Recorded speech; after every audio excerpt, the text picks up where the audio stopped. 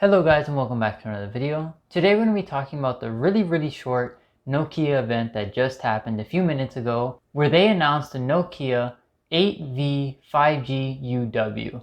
Why is it named that? I have no idea, but it's basically just a Verizon branded Nokia 8.3 that was released in March of 2020 this year.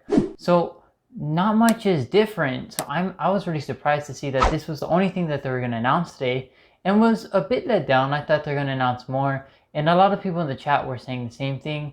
But nevertheless, we're just going to go over the specs and my initial thoughts on this device. So first off, the camera setup is a quad camera setup. It is a 64 megapixel main camera, a 12 megapixel wide camera, a 2 megapixel macro camera, and a 2 megapixel depth sensing camera.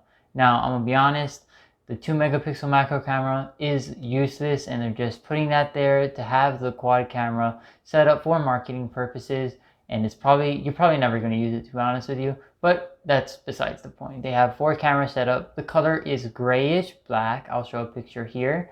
And overall, the phone doesn't look bad. I mean, when you get to the screen point of things, that's when things get a bit disappointing.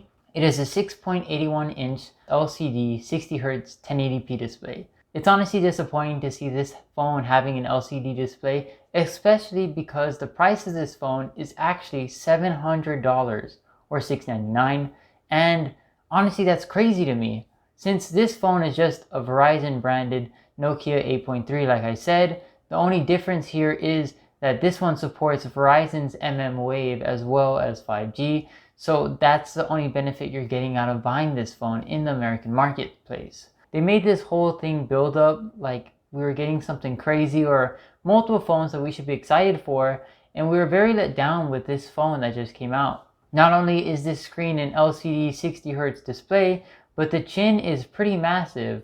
At least it has a hole punch camera setup, but the chin on the bottom is very annoying to see. And not to mention the branding on the back of the phone is also annoying as well. The only benefit I see in this phone is the fact that it does have a headphone jack. So I am appreciative of that, of course. I love my headphone jacks. Now, it does support USB Type-C and all that good stuff. But overall, this phone is just very disappointing. So we're going to get into the specs right here. It supports the Snapdragon 765G.